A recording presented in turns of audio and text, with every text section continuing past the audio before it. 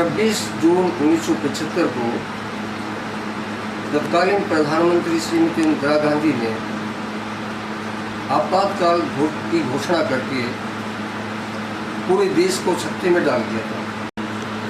प्रिय बंधुओं,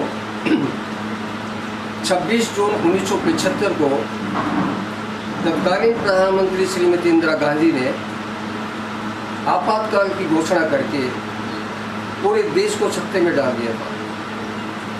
देश को 6 बजे ऑल इंडिया रेडियो के प्रसारण से पता चला कि देश में आपातकाल की घोषणा हो चुकी है। श्रीमती इंदिरा गांधी ने ऑल इंडिया रेडियो पर आपातकाल की घोषणा की थी। इस घटना को आज 47 साल हो चुके हैं। जिनका जन्म 1975 को हुआ था वो आज 47 साल के हो चुके होंगे, लेकिन उनको बिना पूरे घटनाक्रम की जानकारी अभी तक मेरे ख्याल से नहीं होगी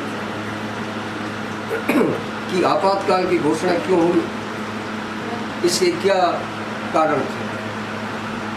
26 जून 1975 की इस घटना को देश हर साल लोकतंत्र के इतिहास में काले दिन के रूप में मनाता है। आज मैं आपको पूरे घटनाक्रम के से अवगत कराना चाहता हूँ। भाई और बहनों, समाजवादी नेता माननीय श्री राजनारायण ने 1971 में रायबरेली संसदीय क्षेत्र से प्रधानमंत्री इंदिरा गांधी के खिलाफ चुनाव लड़ा था, जिसमें वो हार गए थे। हारने के बाद माननीय राजनारायण ने इलाहाबाद हाई कोर्ट में इंदिरा गांधी के खिलाफ चुनाव याचिका दायर की। जब इलाहाबाद उच्च न्यायालय के न्यायमूर्ति श्री सिन्हा की अदालत में इस याचिका की सुनवाई हुई और श्रीमती इंदिरा गांधी के भ्रष्ट आचरण के तरीके अपनाकर सरकारी मशीनरी का दुरुपयोग करके यह चुनाव जीतने का दोषी ठहराया गया, उच्च न्यायालय के न्यायमूर्ति श्री सिन्हा ने श्रीमती गांधी के निर्वाचन को रद्द कर दिया था और किसी भी राजनीतिक पद को ग्रहण करने पर रोक लगा दी थी।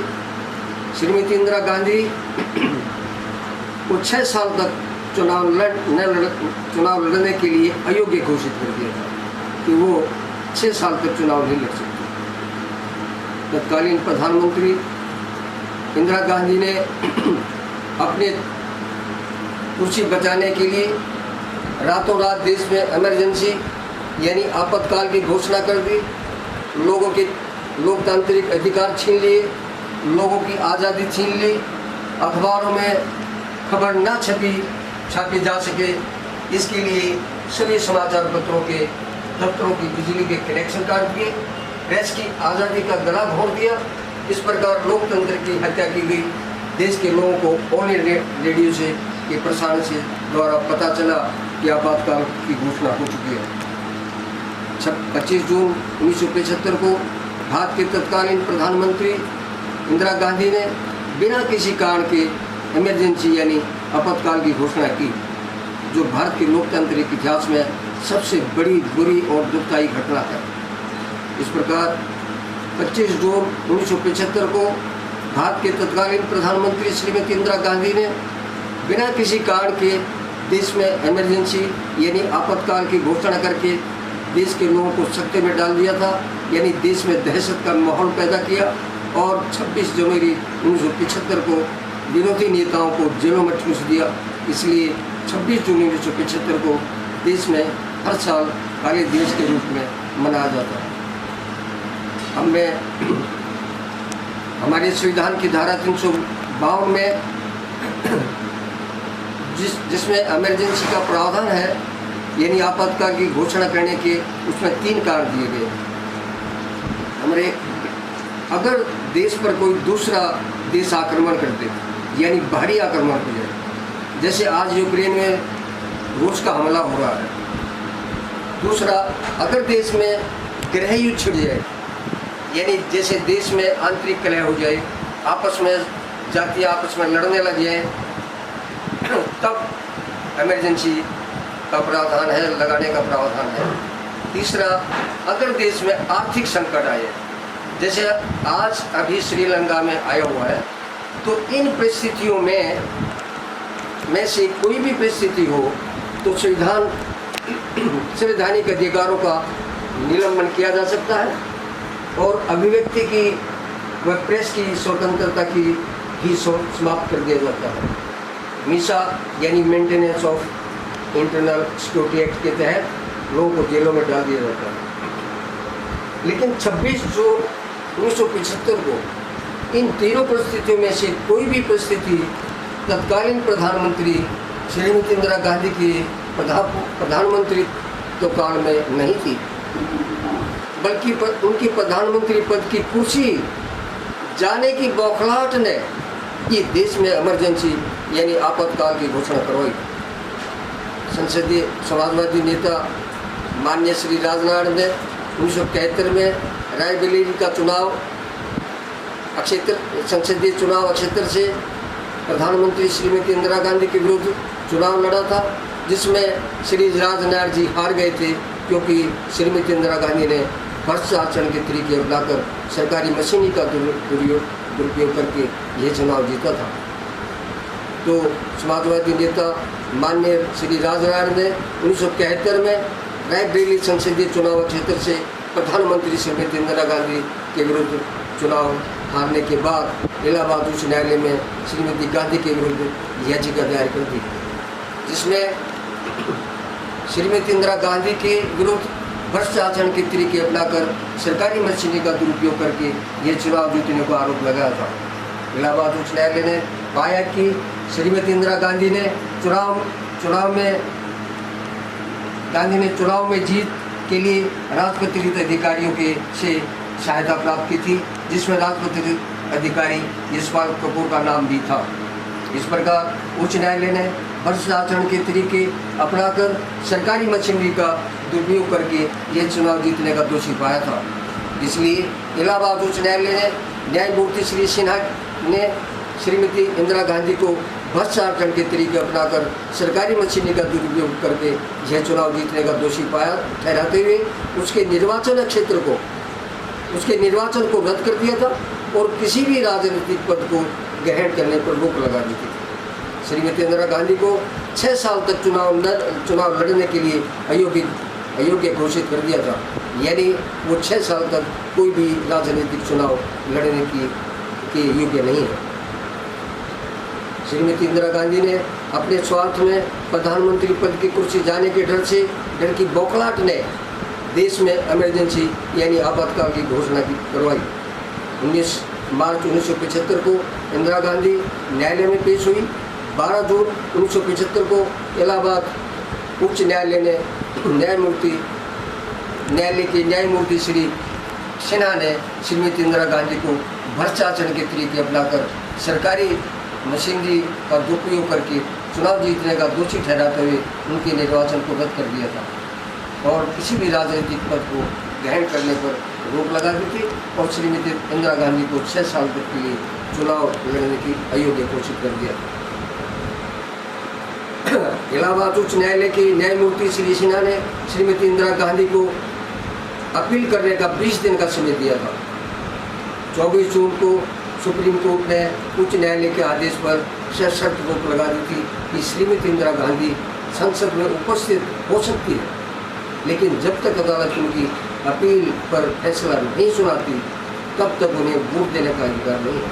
यानी इंदिरा गांधी संसद में जा तो सकती है, अगर उसमें कोई वोट डालने की बात आती है तो उसको वोट डालने का अधिकार नहीं था। 25 जून 1975 को भारत के तत्कालीन प्रधानमंत्री श्रीमती इंदिरा गांधी और पश्चिम बंगाल के मुख्यमंत्री श्री सिद्धार्थ शंकर राय 5:30 बजे राष्ट्रपति भवन पहुँचे। राष्ट्रपति को सारी बात समझाई, उनके साथ बातचीत की तथा उनको तत्कालीन राष्ट्रपति फखरुद्दीन अली अहमद को आपातकाल लागू करने के लिए राजी कर लिया। श्रीमती इंदिरा गांधी ने के सचिव पीएन धर ने आपातकाल की घोषणा का प्रस्ताव तैयार कराया। आर के धवन घोषणा प्रस्ताव लेकर राष्ट्रपति भवन पहुंचे। तत्कालीन राष्ट्रपति फखरुद्दीन अली अहमद ने आपातकाल ड्राफ्ट पर 25 जून आधी रात को हस्ताक्षर किए और इस प्रकार 25 जून को इंदिरा गांधी और संजय गांधी ने आपातकाल लगाकर पूरे देश को बंधक बना लिया। 25 जून रात को संजय गांधी, आर के धवन और ओम मेहता उन नेताओं की लिस्ट बना रहे थे जिन्हें गिरफ्तार करना था। अखबारों की बिजली काटने की योजना बनाई, अदालतें बंद रखने की योजना बनाई। इमरजेंसी लगाने के लिए मुख्य भूमिका में संजय गांधी, पश्चिमी बंगाल के मुख्यमंत्री सज्जाद शंकर राय, बंसीलाल, आर के धवन और ओम मेहता श्रीमती गांधी के सचिव पीएन धर मुख्य रूप से थे। इमरजेंसी लगाने के लिए राष्ट्रपति के हस्ताक्षर के लिए प्रस्ताव भेजने से पहले मंत्रिमंडल की सलाह लेना आवश्यक होता है, लेकिन प्रधानमंत्री द्वारा मंत्रिमंडल की सलाह लेने की बजाय 26 जून 1975 को सुबह 6 बजे मंत्रिमंडल की बैठक बुलाई, जिसमें गृह सचिव खुराना ने आपातकाल का घोषणा पत्र कैबिनेट को पढ़कर सुनाया। किसी भी तत्कालीन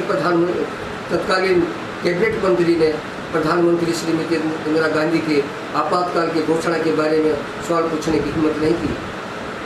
तत्कालीन रक्षा मंत्री सिद्धार्थ सिंह ने पूछ लिया था कि श्रीमती इंदिरा गांधी से कि किस कानून के तहत गिरफ्तारियां की गई है, जिसे ना जवाब मिला और बाद में मंत्री पद से ही हटा दिया था।